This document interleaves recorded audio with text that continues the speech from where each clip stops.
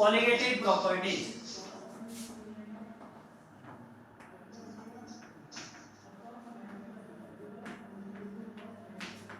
Colligative properties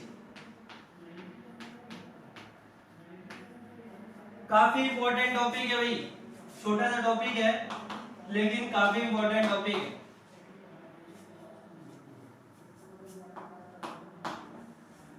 ठीक है, तो कॉलिगेटिव प्रॉपर्टी क्या होती है? Colligative properties are the properties of solution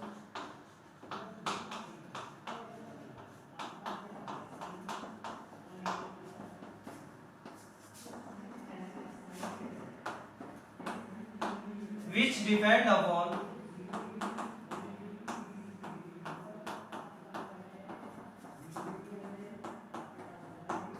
the ratio of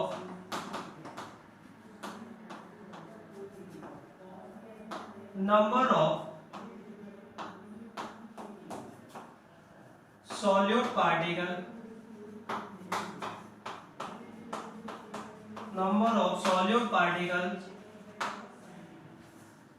to the number of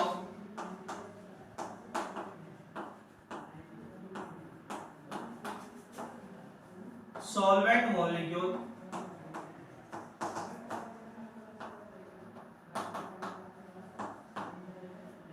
in a solution।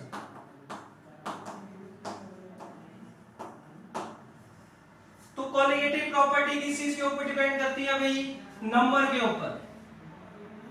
किसके ऊपर डिपेंड करती है? नंबर के ऊपर। Number of solute particle to the number of solvent molecule in a solution. ठीक है, clear है सबको? आज भाई 40 मिनट के बाद लेक्चर जो है डिस्कनेक्ट हो जाएगा, तो फिर से ज्वाइन करेंगे सभी। ठीक है, तो कॉलिगेटिव प्रॉपर्टी क्या होती है? These are the property of solution which depend upon the ratio of number of solute particle to the number of solvent molecule in a solution. किसी भी सॉल्यूशन के अंदर अगर हम बात करें टाइप्स ऑफ कॉलिगेटिव प्रॉपर्टी, तो टाइप्स ऑफ कॉलिगेटिव प्रॉपर्टी में सबसे पहला है relative lowering in vapour pressure.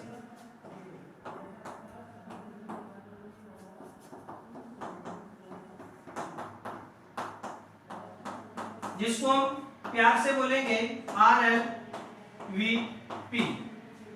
Second होती है अपने पास elevation in boiling point. Elevation in boiling point.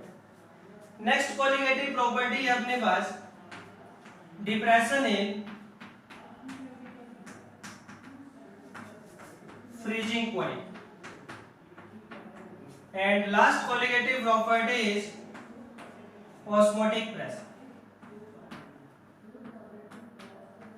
Osmotic pressure। ठीक है, तो ये जो भी आपके पास colligative property है, these are defined for a solvent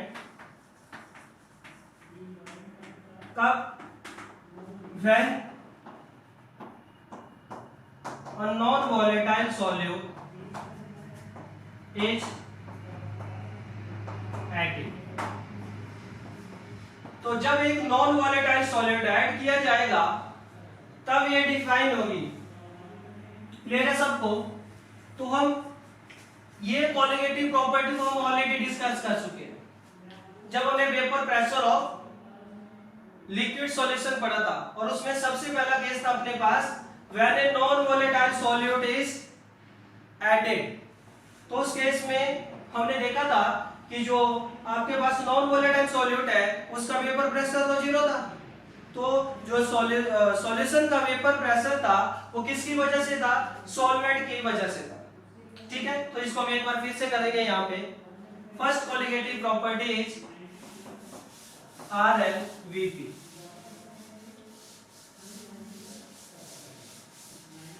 तो वन बाय वन डिस्कस करते हैं सभी कोलिगेटिव प्रॉपर्टी को।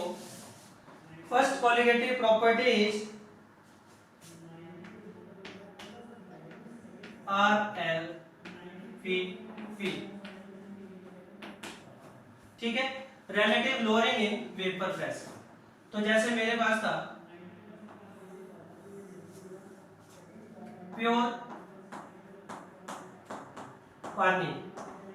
प्योर पानी था मेरे पास, और इसके सरफेस के ऊपर किसके मॉलिक्यूल थे, इसके सरफेस के ऊपर पानी के मॉलिक्यूल थे, और यहाँ पे इवेपोरेशन भी किसका होगा, पानी के मॉलिक्यूल का। तो वेपर फेज में भी आपको किसके मॉलिक्यूल मिलने वाले हैं, पानी के मॉलिक्यूल। और ये जो वेपर इक्विलिब्रियम पे इस लिक्विड के ऊपर प्रेशर एक्सर्ट करेंगे उसको हमने वेपर प्रेशर बोला था, और जो इसका वेपर प्रेशर था उसको हमने बोला था PA0 is the vapour pressure of pure solvent. फिर मैंने क्या किया, इसके अंदर, इस सॉल्वेंट के अंदर मैंने non volatile solute that is NaCl add कर दिया। क्या ऐड कर दिया, NaCl। तो जैसे ही मैंने इसके अंदर NaCl ऐड किया तो मेरे पास क्या बन गया भाई, सॉल्यूशन बन गया। और मेरे पास सॉल्यूशन बन गया, ठीक है।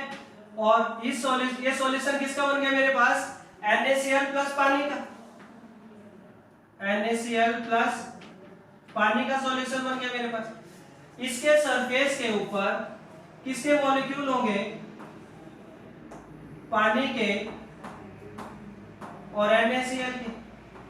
NaCl के मॉलिक्यूल ने, कल मैंने आपको बताया था सॉल्यूशन कैसे बनता है। जो NaCl के मॉलिक्यूल थे उन्होंने क्या करा, पानी के मॉलिक्यूल के बीच का जो फोर्स ऑफ अट्रैक्शन था उसको तोड़ा और उसके बीच में जगह बना ली।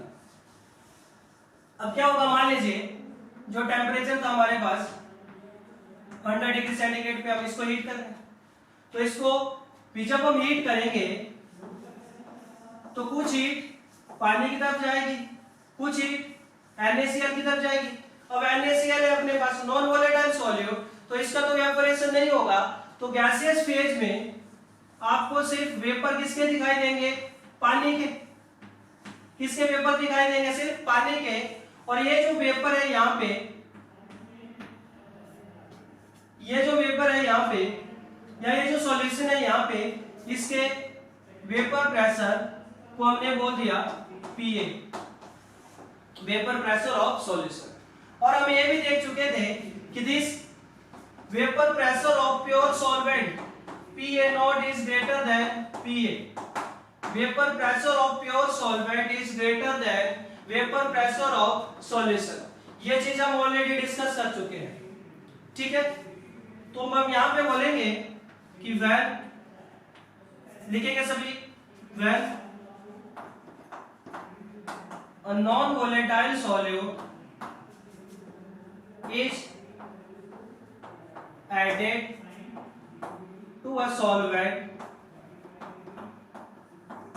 then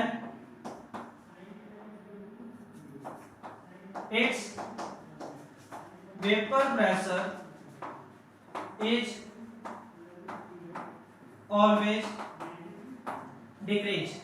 तो इसका वेपर प्रेशर क्या होगा, ऑलवेज डिक्रीज। दिस डिक्रीज इन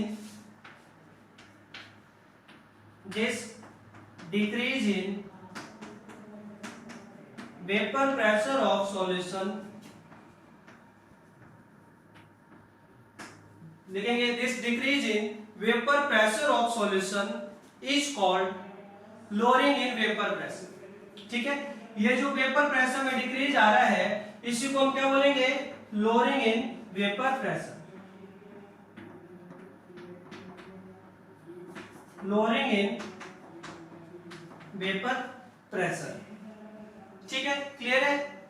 तो हमारे पास था lowering in vapour pressure, lowering in vapour pressure क्या हो जाएगा, PA0 प्योर में से सॉल्यूशन का प्रेशर माइनस कर दीजिए, तो this is lowering in vapour pressure. And what is RLVP, relative lowering in vapor pressure is equal to PA naught minus PA divided by PA naught। और ये जो आपके पास फॉर्मूला मैं बताने जा रहा हूं, यहाँ पे कौन कौन से फॉर्मूला हमने लास्ट टाइम करे थे। तो सबसे पहला फॉर्मूला था आपके पास यहाँ पे, ऑलरेडी हम इसको कर चुके हैं। तो फर्स्ट फॉर्मूला था मेरे पास PA is equal to PA not XA। Second formula था आपके पास यहाँ पे, क्या था भाई, PA not minus PA divided by PA not is equal to mole fraction of solute. उसके बाद हमने यहाँ पे फॉर्मूला हमारे पास बना था PA not minus PA divided by PA is equal to, ये था आपके पास NB डिवाइडेड बाय NA। ये भी बना था अपने पास फॉर्मूला, ठीक है। और क्या फॉर्मूला बना था भाई यहाँ पे, और एक फॉर्मूला बना था यहाँ पे fourth, this PA not minus PA divided by PA not is equal to, ये बन गया था अपने पास molarity into molar mass of solvent divided by 1000। तो ये सारे फॉर्मूला हम यहाँ पे डिराइव कर चुके हैं ऑलरेडी लास्ट टाइम, ठीक है। तो ये फॉर्मूला हम ऑलरेडी डिराइव कर चुके हैं कब, when a non volatile solute is added. जब हमने फर्स्ट केस किया था कि सॉल्वेंट के अंदर आप एक नॉन वोलेटाइल सॉल्यूट ऐड कर रहे हैं, तो उस केस में जो सॉल्यूशन का वेपर प्रेशर होगा, it is only because of solvent. ठीक है, क्लियर है सबको? तो इसको नोट करिए। फिर हम नेक्स्ट यहां पे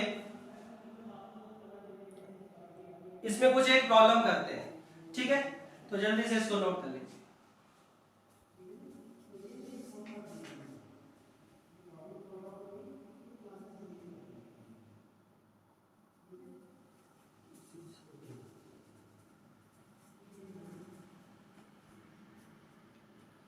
ठीक है, क्लियर है?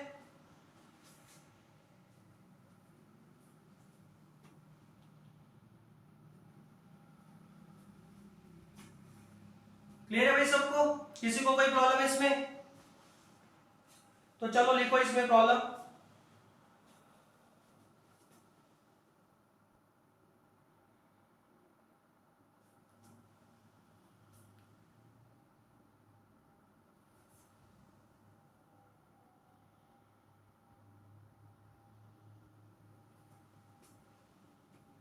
लिखो भाई जल्दी से।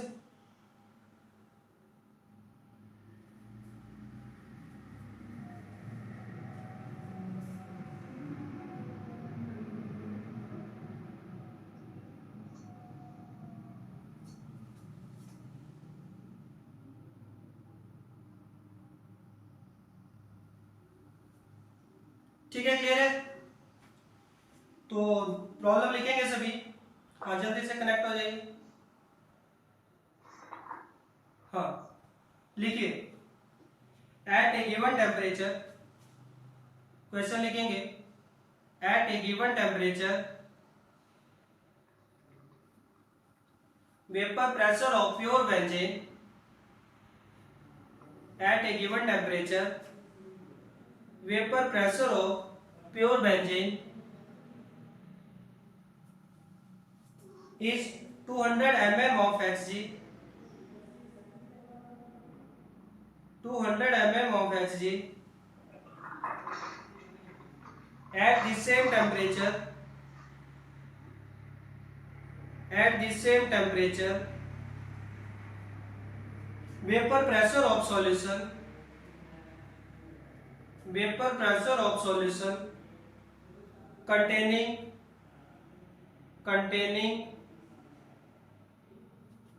2 gram of a non-volatile solute, containing 2 gram of a non-volatile solute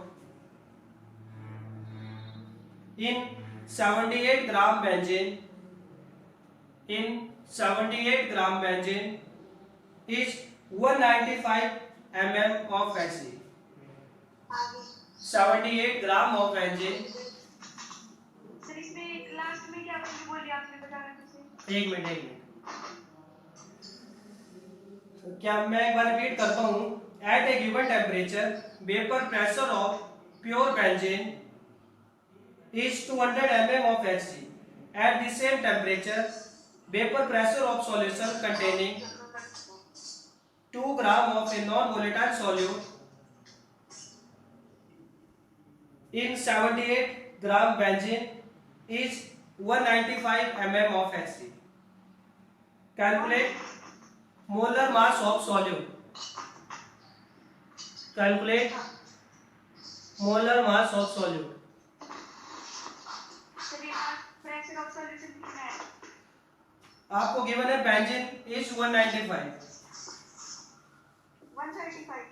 pressure आपको गिवन है, प्योर गिवन है आपको 200 और सॉल्यूशन का गिवन है 195 बेंजीन का 195 mm ऑफ HC। ठीक है, करिए जल्दी से।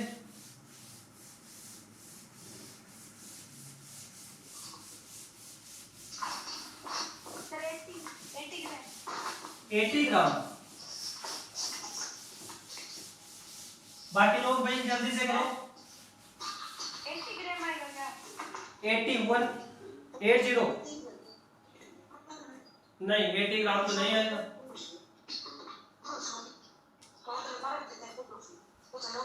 क्या आवाज नहीं गई? आवाज आ रही है किसी की बहुत ज्यादा? आपको कैलकुलेट क्या करना है? Molar mass of solute. तो अभी मैंने फॉर्मूला लिखा ही था यहाँ पे। क्या फॉर्मूला है आपके पास? Pa not minus Pa divided by Pa is equal to NB by Na। देखो हम ऑलरेडी मान के चल रहे हैं B अपना सॉल्यूट है, A अपना सॉल्वेंट है। ठीक है, तो Pa नॉट गिवन है आपको 200, Pa गिवन है 195, 195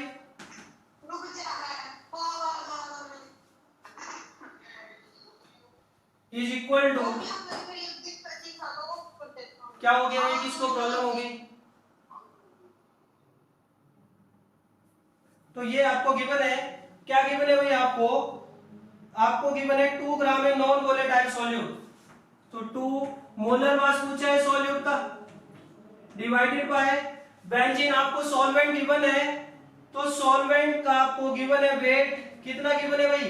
78, और इसका मोलर मास भी कितना होता है? 78। तो जल्दी से कैलकुलेशन करेंगे और बताएंगे मुझे सभी कितना आ गया। 74 ग्राम आएगा क्या?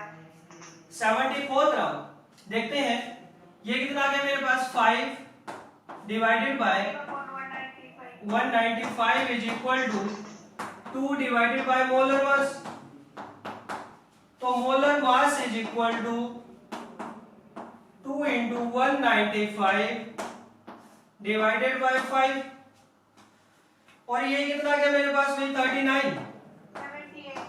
तो this is 78 gram. Last time भी मैं सब क्वेश्चन करा चुका हूं, अब तो जल्दी से करना चाहिए आप लोगों को। तो molar mass of solute is 78 ग्राम। ये ना सबको? ठीक है, बस फॉर्मूला में वैल्यू पुट करनी आनी चाहिए, जो भी मैंने 4 फॉर्मूला बताए। इसमें हम ऑलरेडी बहुत सारी प्रॉब्लम डिस्कस कर चुके हैं। एक और क्वेश्चन लिखेंगे सभी। what weight of non-volatile solute, what weight of non-volatile solute, non-volatile solute है आपके पास, ब्रैकेट में लिखना urea. what weight of non-volatile solute urea need to be dissolved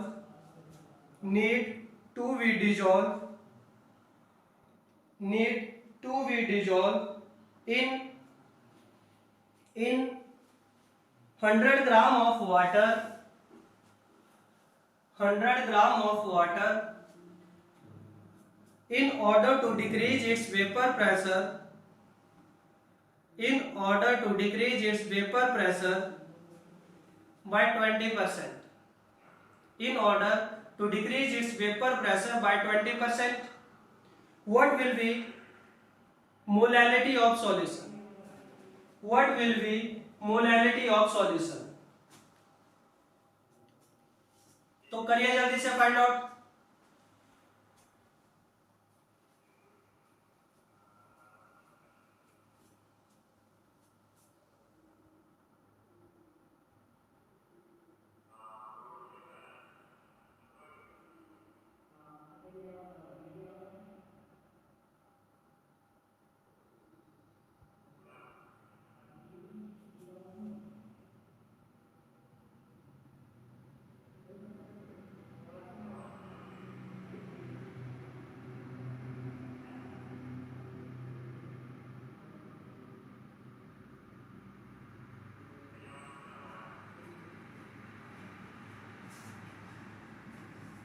करा भाई किसी ने?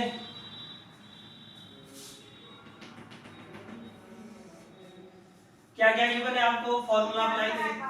कितना गया क्या आंसर आएगा? आपका? कितना गया बताओ? बहुत ज्यादा है सर मेरा तो। कितना बताओ तो सही आंसर कितना गया? सर 864 ग्राम। 864 ग्राम। कैसे कर लिया? मोलैलिटी नहीं, वेट ऑफ सॉल्यूट।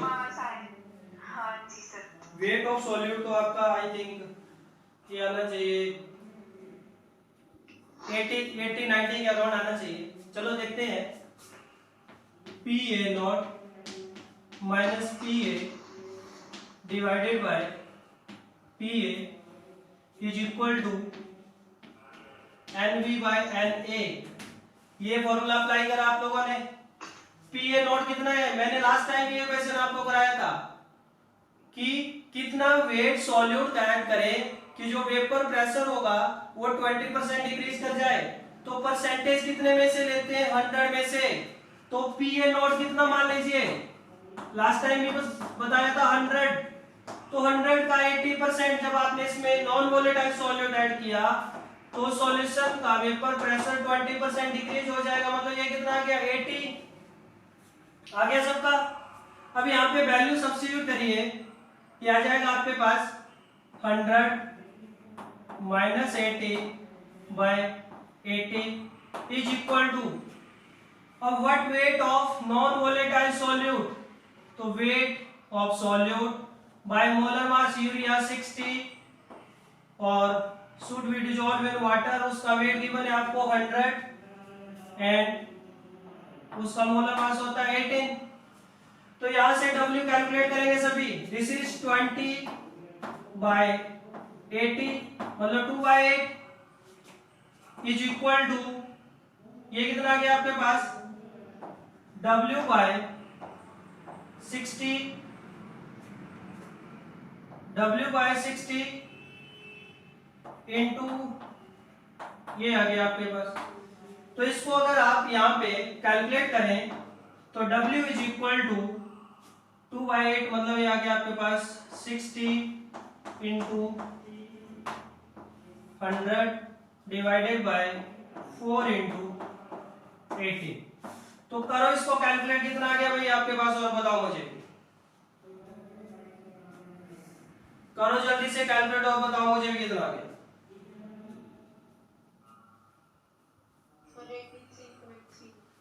83.3 ग्राम।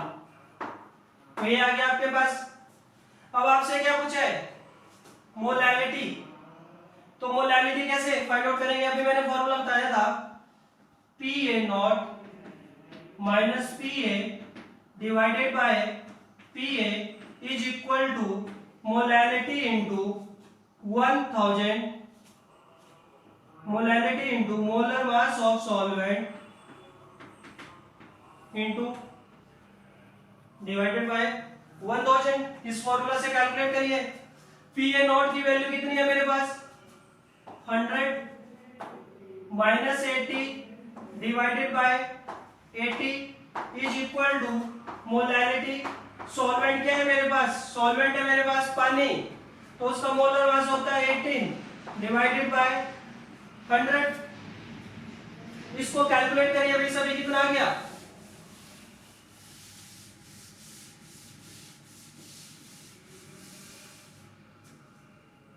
तो इसको जब आप कैलकुलेट करेंगे तो मोलैरिटी इज इक्वल टू 13.86। ठीक है, कैलकुलेशन कर लीजिए 13.86। ठीक है, क्लियर है सबको।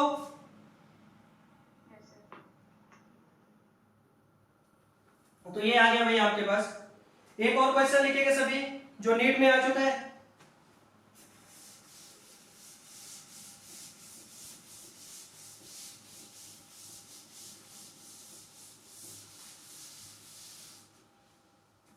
लिखिए भाई सभी जल्दी से। The vapor pressure of aqua solution, the vapor pressure of aqua solution of glucose, the vapor pressure of aqua solution of glucose at 373 Kelvin, at 373 Kelvin is 750 mm of Hg, 750 mm of Hg. Calculate the mole fraction, calculate the mole fraction and molality of solution. बहुत important question है। Calculate mole fraction and molality of solution. Clear है सबको। तो mole fraction and molality find out करना है सभी को, तो जल्दी से कैलकुलेट करेंगे सभी।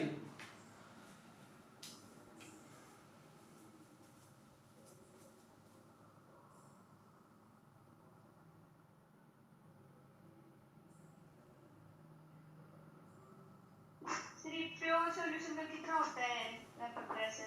वही तो आप लोगों को फाइंड आउट करना है यहाँ पे, वही तो आप लोगों को फाइंड आउट करना है भाई यहाँ पे।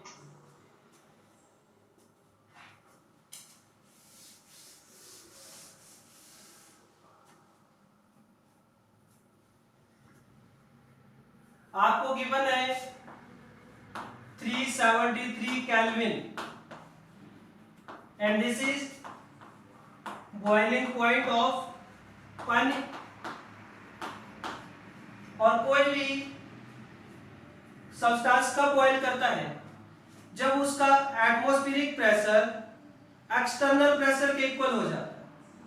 और पानी जब बॉइल करता है तो उसका जो प्रेशर होता है, वेपर प्रेशर होता है, वो कितना होता है भाई 180 है, that is 760 mm of Hg, 760 mm of Hg। तो अब क्या करेंगे वैल्यू, अब तो वैल्यू सब्स्टिट्यूट करनी है। तो Pa not minus Pa divided by Pa not is equal to Xb, यही तो होता है। यहाँ पे वैल्यू सब्स्टिट्यूट करिए। Pa कितना गिवन है भाई आपको, Pa गिवन है 750 mm of Hg। तो यहाँ पे ये आ जाएगा आपके पास 760 minus 750, 760 is equal to Xb, और Xb is equal to 10 by 760 which is equal to 1 by 760। तो मोल फ्रैक्शन ऑफ सॉल्यूट आ गया आपके पास कितना 1 by 760, ये आ गया। सेकंड आपसे क्या बोल रहा है, हाँ अब एक बात बताओ, ये relative lowering of vapour pressure में हम तो Pa0 थोड़ी ना नीचे लिखते हैं, Pa लिखते हैं। ये देखिए रिलेटिव लोअरिंग पीए नॉट, ये फॉर्मूला होता है, इसको चेक करो।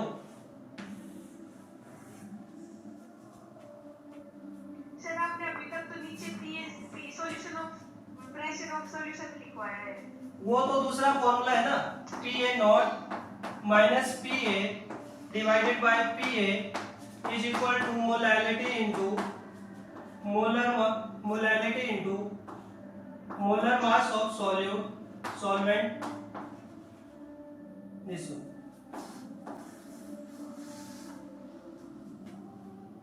ये तो लास्ट टाइम हमने सारे फॉर्मूले डिराइव किए थे,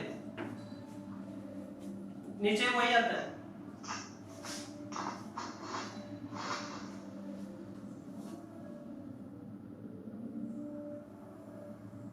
तो यहाँ पे वैल्यू सब्स्टिट्यूट करेंगे सभी।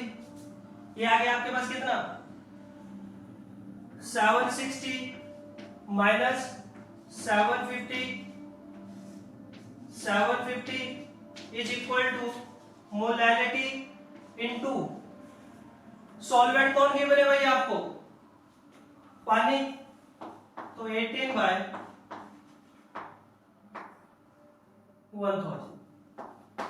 तो यहां से मोलैलिटी फाइंड आउट कर लीजिए, जो भी आएगा मुझे बता दो।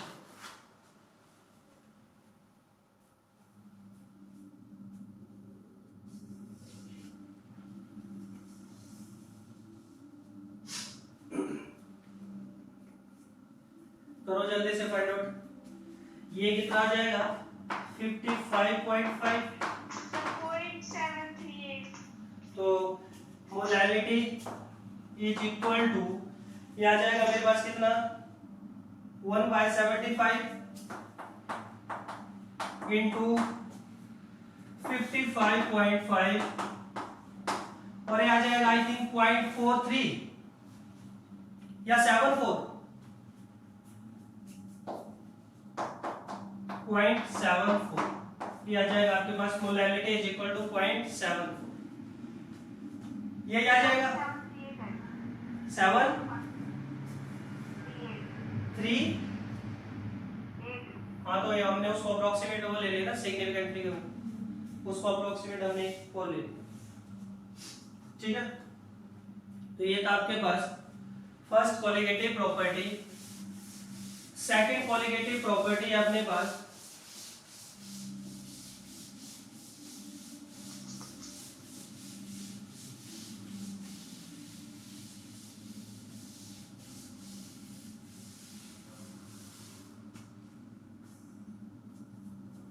सेकंड कोलिगेटिव प्रॉपर्टी है मेरे पास एलिवेशन इन बॉइलिंग।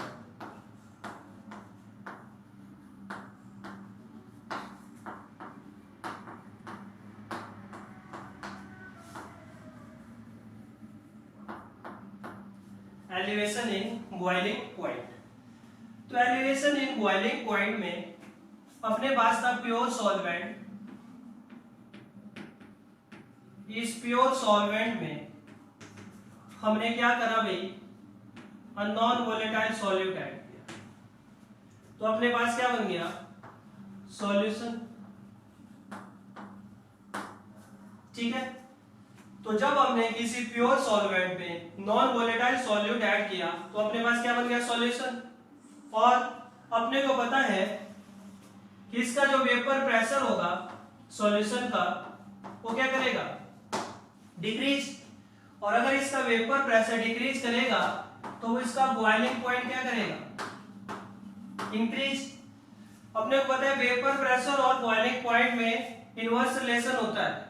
जब भी आप किसी प्योर सॉल्वेंट में नॉन वोलेटाइल सॉल्यूट ऐड करते हैं तो जो सॉल्यूशन बनता है अपने पास, उसका वेपर प्रेशर क्या होता है, डिक्रीज करता है। अगर उसका वेपर प्रेशर डिक्रीज करता है तो उसका बॉइलिंग पॉइंट क्या करेगा, इंक्रीज करेगा। उसका बॉइलिंग पॉइंट क्या करेगा, इंक्रीज करेगा।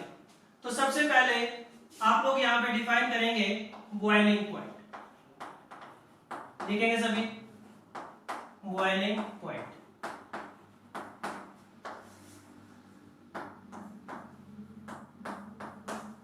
लिखेंगे boiling point, the temperature at which the temperature at which the vapor pressure of substance, the temperature at which the vapor pressure of substance become equal to its external atmospheric pressure. The temperature at which the vapor pressure of substance become equal to its external atmospheric pressure is known as boiling point. Is known as boiling point. तो क्या होगा? At boiling point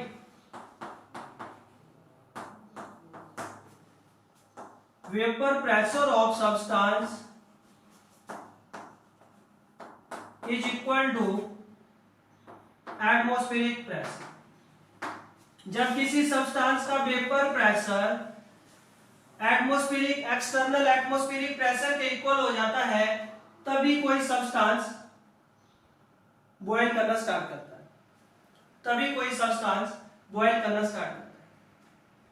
ठीक है, अब different liquid का boiling point different होगा। ठीक है, डिफरेंट सॉल्वेंट का बॉइलिंग पॉइंट डिफरेंट होगा। ठीक है, क्लियर है सबको? तो यहाँ पे हम बोलेंगे नेक्स्ट आप लिखेंगे यहाँ पे at boiling point temperature liquid and gases are in equilibrium with each other. At boiling point temperature, liquid and gases are in equilibrium with each other.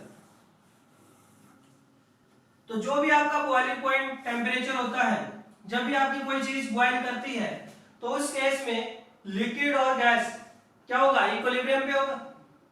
ठीक है, इक्विलिब्रियम एस्टैब्लिश हो जाएगा लिक्विड और गैस के अंदर। गैस लिक्विड में convert करेगा और लिक्विड गैस में कन्वर्ट होता रहेगा। ठीक है, अब लिखेंगे कि जब आप एक non volatile solute pure solvent के अंदर डालते हैं तो उस सॉल्यूशन का जो वेपर प्रेशर है, this vapour pressure of solution is less than vapor pressure of pure solvent, but the boiling point of solution is greater than boiling point of pure solvent, and this increase in boiling point of solution is known as elevation in boiling point. ये जो solution का boiling point यहाँ पे increase कर रहा है, elevate कर रहा है, इसी को एलिवेशन इन बॉइलिंग पॉइंट बोला जाता है। तो लिखेंगे in case of non volatile solute, in case of non volatile solute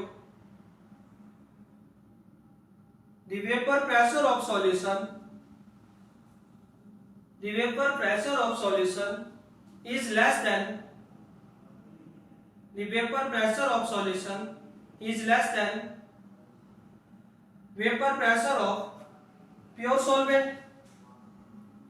Vapor pressure of solution is less than vapor pressure of pure solvent. Hence boiling point of solution become greater. Hence boiling point of solution become greater than boiling point of pure solvent.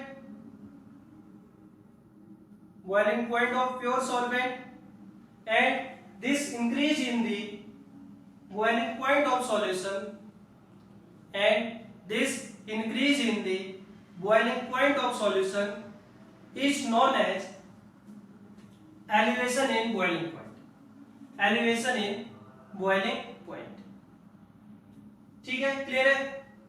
ये जो आपका solution के boiling point में solute डालने की वजह से increase हो रहा है, इसी को बोला जाता है elevation in boiling point. Clear है सबको? तो सबसे पहले अपने पास हमने बोला कि this boiling point of solution is greater than boiling point of pure solvent, और ये जो this TB minus TB not का डिफरेंस होता है इसी को बोला जाता है एलिवेशन इन बॉइलिंग। तो हमारा सबसे पहला फॉर्मूला आ गया यहाँ पे delta TV. Delta TV is elevation in boiling point is equal to boiling point of solution minus boiling point of pure solvent. ठीक है, क्लियर है? डेल्टा टीवी क्या है मेरे पास? Delta TV is elevation in boiling, elevation in boiling point, TV boiling point of solution, TB naught boiling point of pure solvent।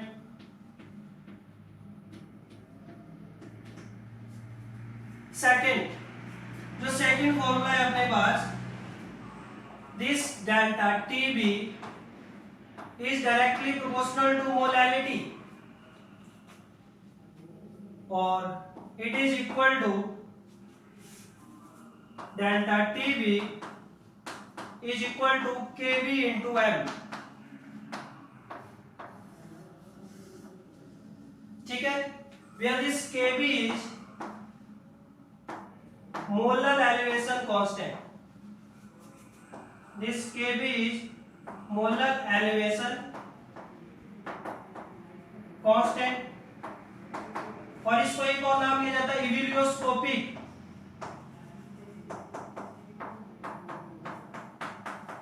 इविलियोस्कोपिक constant. इसकी जो value होती है भाई वो आपको पता होनी चाहिए, 0.52 केल्विन किलोग्राम पर मोल। ये भी आपको पता होनी चाहिए, 0.52 केल्विन किलोग्राम पर मोल। अब कई बार क्या होता है, केवी को भी हमारे से केवी की वैल्यू आपको नहीं गिवन होगी यहाँ, और आपको क्या गिवन होगा, आपको गिवन होगा यहाँ पे कुछ वैल्यू और उससे केवी को कैलकुलेट कराएगा। तो केवी को कैलकुलेट करने का जो हमारा नेक्स्ट फॉर्मूला है, KV is equal to R into TV naught divided by 1000 into delta H vaporization into molar mass of solvent। Solvent के लिए डिवाइड होता है केवी। तो ये आप कैसे फाइंड आउट करेंगे? इस फॉर्मूला से। ठीक है, this is molar heat of vaporisation. ये क्या है भाई मेरे पास? Molar heat of vaporisation. एक और टर्म होती है अभी, लेटेंट हीट ऑफ वेपराइजेशन। क्या क्या रिलेशन होता है डेल्टा एच वेपराइजेशन और लेटेंट हीट ऑफ वेपराइजेशन में?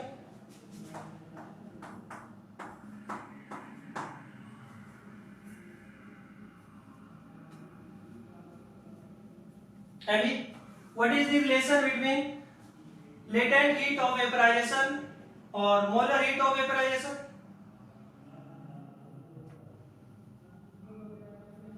क्या मुझे कोई बता सकता है लेटेंट हीट ऑफ वेपराइजेशन और मोलर हीट ऑफ वेपराइजेशन में क्या रिलेशन है? कोई बता सकता है मुझे? सोचो जल्दी से।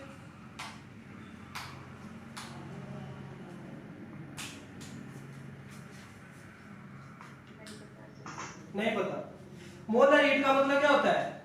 एक मोल को कन्वर्ट करने के लिए जो हीट चाहिए होती है उसको मोलर हीट बोला जाता है पर मोल के लिए, और पर ग्राम के लिए जो हीट रिक्वायर्ड होती है उसको लेटेंट हीट ऑफ वेपराइजेशन बोला जाता है। तो क्या हो जाएगा अगर मैं इसको मोलर मास से मल्टीप्लाई कर दूं? तो delta H vaporization is equal to latent heat of vaporization into molar mass. ये पर ग्राम के लिए, ये पर मोल के लिए डिफाइन होती है। ठीक है, क्लियर है? सर कैपिटल एम क्या लिखा आपने? मोलर मास ऑफ सॉल्वेंट, यही तो होता है पर ग्राम इनटू मोलर मास। तो ये क्या बन गया मेरे पास, यही तो बन गया मोल।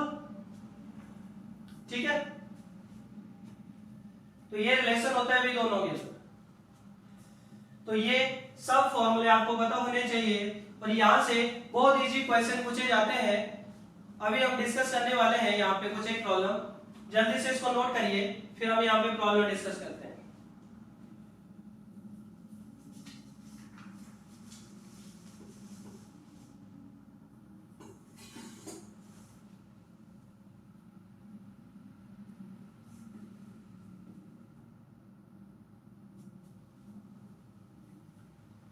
ठीक है, तो इसमें लिखेंगे सभी find the weight of sucrose, find the weight of sucrose that must be added,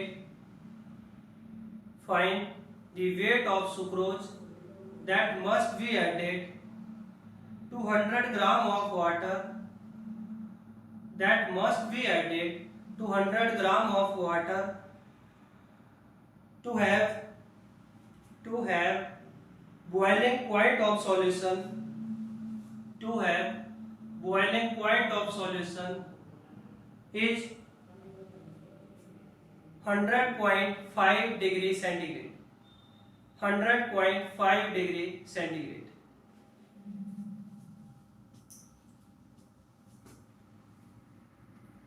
ये तो सबको पता है भाई। यहाँ पे R is nothing but universal gas constant. R क्या है हमारे पास, यूनिवर्सल गैस कांस्टेंट। और आर की कितनी वैल्यू लेनी है वो किसके ऊपर डिपेंड करेगा, मोलर हीट के ऊपर। ये आपको जूल में गिवन है, ये आपको कैलोरी में गिवन है, ये किस में गिवन है, तो आर की वैल्यू डिपेंड करेगी डेल्टा एच के ऊपर।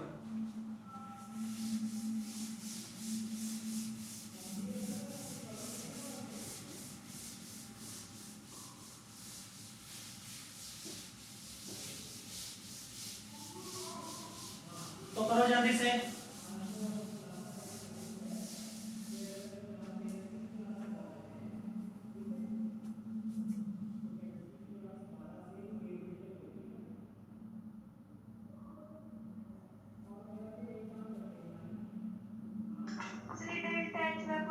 क्या होगा?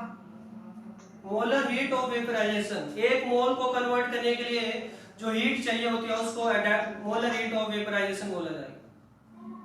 Amount of heat required,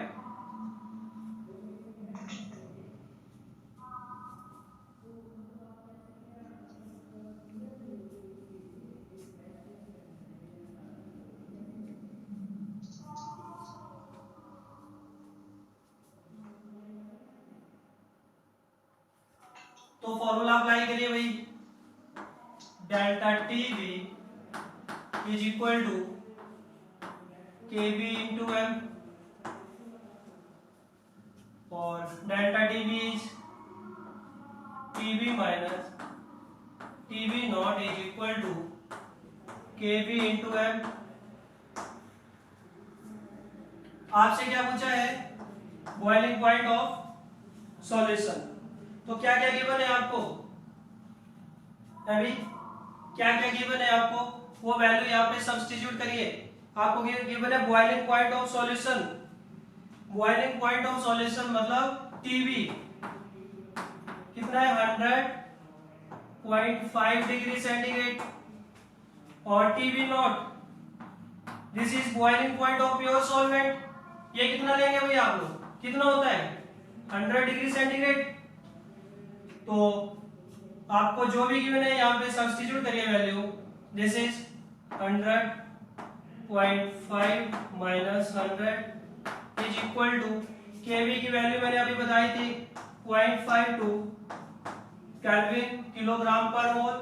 molarity आपको क्या क्या गिवन है, आपको बोला है फाइंड वेट ऑफ सुक्रोज तो सुक्रोज का आपको वेट फाइंड आउट करना है, तो W आपको फाइंड आउट करना है। इसका मोलर मास होता है 342, C12, H22, O11 cane sugar, divided by आपको क्या गिवन है भाई, सॉल्वेंट के बारे में क्या गिवन है आप लोगों को, है भाई सॉल्वेंट के बारे में आपको क्या गिवन है, 100 ग्राम डिवाइडेड बाय 1000। तो इसको कैलकुलेट करिए, यहाँ पे W कितना आएगा मुझे बताएंगे सभी जल्दी से। तो W यहां से कैलकुलेट करेंगे सभी जल्दी से। अप्रोक्सीमेट मतलब आपका जो आंसर आएगा 31.09 कुछ ऐसा आंसर आना चाहिए। तो जल्दी से कैलकुलेट करिए सभी।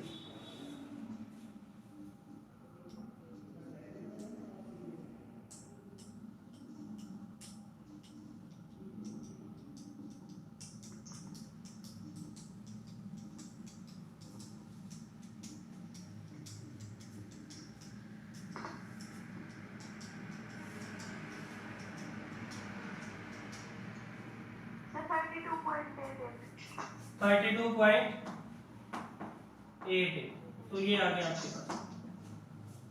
ठीक है, क्लियर है। नेक्स्ट है भाई अपने पास एक और क्वेश्चन लिखेंगे। सबका आ गया क्या, कैलकुलेशन ही करनी है भाई, अब तो और कुछ नहीं था। नेक्स्ट है अपने पास find the molar elevation constant, find the molar elevation constant of a liquid having boiling point temperature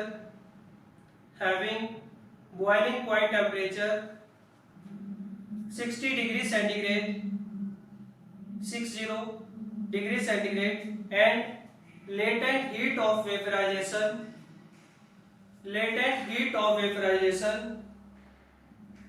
is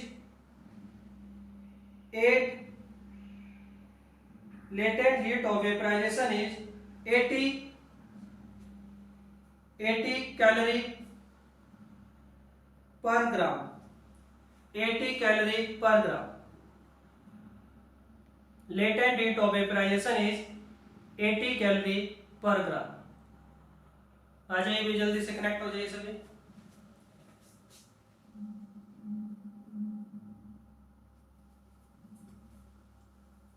तो आपसे क्या पूछ रहा है, मोलर एलिवेशन कांस्टेंट। आपको क्या क्या गिवन है, आपको गिवन है बॉइलिंग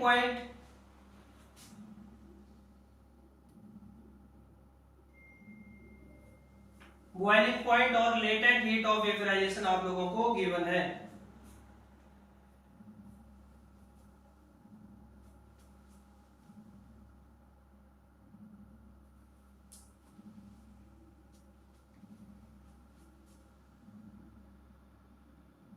जल्दी से करेंगे सभी।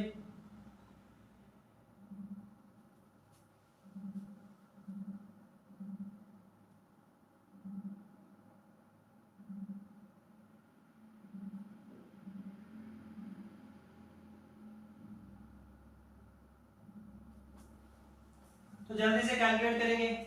आपको क्या क्या गिवन है, आपको गिवन है boiling point of solution solvent, TV not given है आपको, और latent heat of vaporization given है आपको 80 कैलोरी पर ग्राम, और ये कितना गिवन है आपको 60 डिग्री सेंटीग्रेड, 60 है क्या, हाँ 60 डिग्री सेंटीग्रेड। तो आपसे क्या बोल रहा है, फाइंड आउट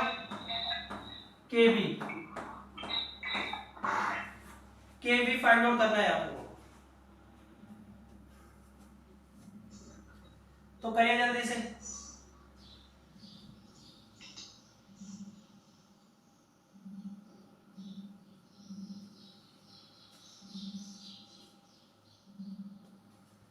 तो केवी का formula in term of latent heat of vaporisation क्या बन जाएगा, KV is equal to R into TV naught whole square divided by 1000 into latent heat of vaporisation. ये बन गया फॉर्मूला। ठीक है, अब आर कितना लेंगे भाई यहाँ पे,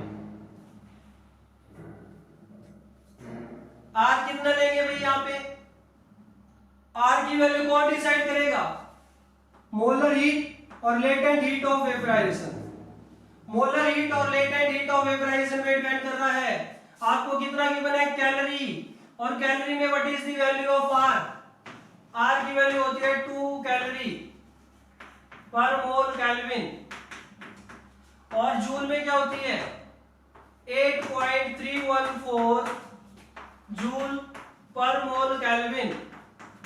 और जो आइडियल गैस इक्वेशन में अप्लाई करते हैं 0.0821 लीटर एटीएम पर मोल केल्विन।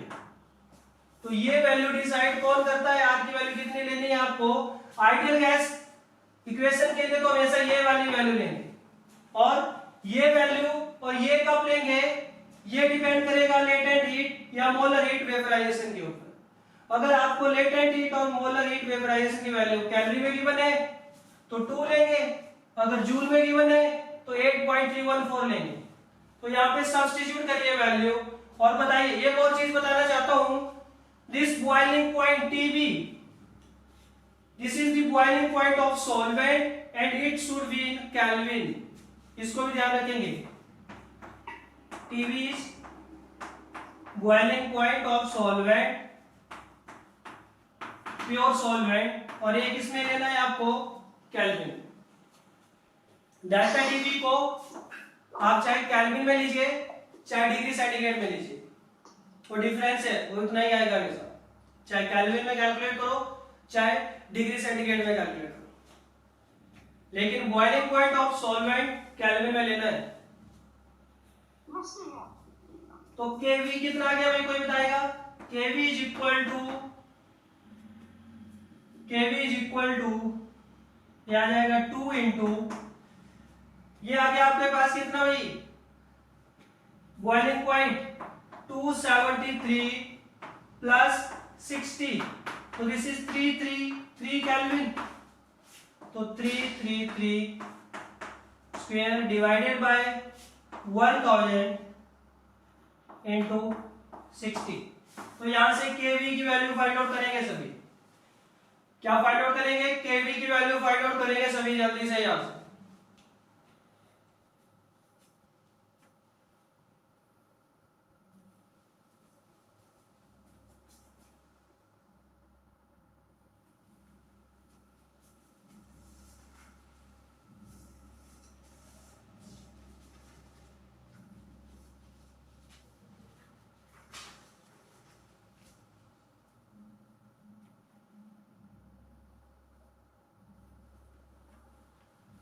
ठीक है, कितना आ गया भाई, कितना आ गया केवी, करा किसी ने कैलकुलेट, जल्दी करिए भाई, इतना टाइम नहीं लगाना है।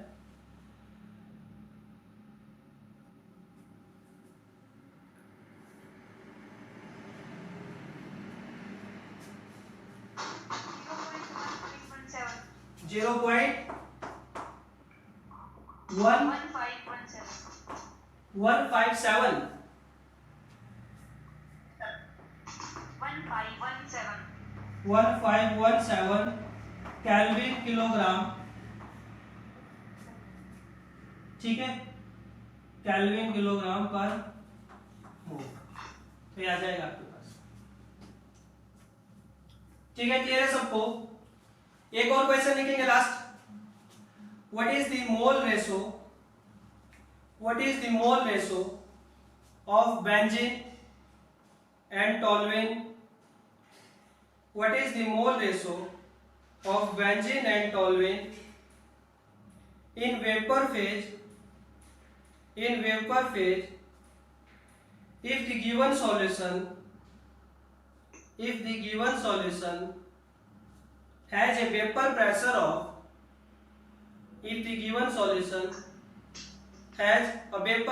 of 120 torr 120 torque. Vapour pressure of toluene given है आपको 50 टॉर्क 50, और vapour pressure of benzene given है आपको 150 torque.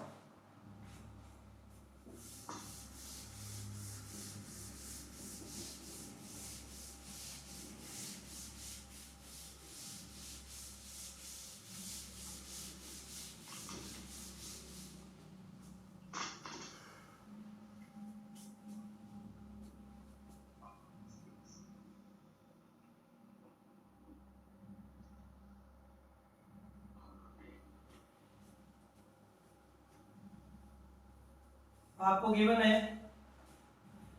Vapour pressure of toluene 50 torque, vapour pressure of benzene 150 torque है। कितना गया? 3:1 नहीं। And vapour pressure of solution 120 torque. तो आपसे क्या पूछ रहा है? आपसे पूछ रहा है mole ratio of benzene to toluene in vapour phase. Mole ratio of benzene to toluene in vapour phase.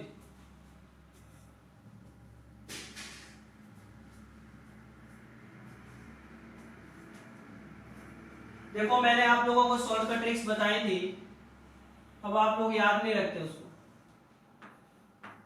This is PT, PV, और ये एवरेज हो गया। ये 50 गिवन है, ये 120 गिवन है, और ये 150 गिवन है। तो सबसे पहले तो आपको क्या फाइंड आउट करना पड़ेगा? सॉल्यूशन के अंदर इनका मोल फ्रैक्शन क्या है, वही तो फाइंड आउट करना पड़ेगा। तो xt is the mole fraction of toluene in solution। तो कितना आ जाएगा xt? नीचे तो दो नंबर 50 माइनस 150 100, दो नंबर का डिफरेंस, जिसके लिए कैलकुलेट करना है इस नंबर में से इसको माइनस कर देते थे। 120 माइनस 150 30। तो ये आ गया आपके पास कितना? 3/10। इसी तरह XB इज इक्वल टू, नीचे तो दो नंबर का डिफरेंस, ऊपर 120 माइनस 50 70, तो दिस इज 7/10। यही आ गया सबके पास। अब अपने को पूछ रहा है mole ratio of benzene and toluene in vapour phase. कल ही तो फाइंड आउट किया था। तो वेपर फेज में फाइंड आउट करना है YV divided by YT is equal to vapor pressure of benzene into number of mole of benzene, number of mole of या mole fraction of benzene divided by vapor pressure of toluene into mole fraction of toluene. यहां पे value substitute करिए। PV की value अपने को given है 150 into XB, अभी हमने कैलकुलेट किया 7/10 डिवाइडेड बाय PT है अपने पास कितना 50 इंटू, अभी हमने XT कैलकुलेट किया 3/10। तो ये वही 10 से 10 गायब, और ये 150 से 150 गायब, तो ये आ गया मेरे पास 7:1। Therefore the molar ratio of benzene to toluene is 7:1। तो ये आपके पास आ गया। या तो फिर क्या करिए, पूरा फॉर्मूला से चलिए। P is equal to PA not XA plus PB not XB, फिर उसके बाद YA is equal to PA not XA divided by P। इसी तरह Y B is equal to P V not X B divided by P. पहले ये calculate करिए, फिर ratio calculate करिए। तो जैसे आप लोगों को ठीक लगे, ये ट्रिक्स है, शॉर्टकट ट्रिक्स है जो मैंने आप लोगों को पहले ही बताई। ठीक है, तो नेक्स्ट हम जो हमारी दो कॉलिगेटिव प्रॉपर्टी बच गई उसको हम कल डिस्कस करेंगे। तो आप लोग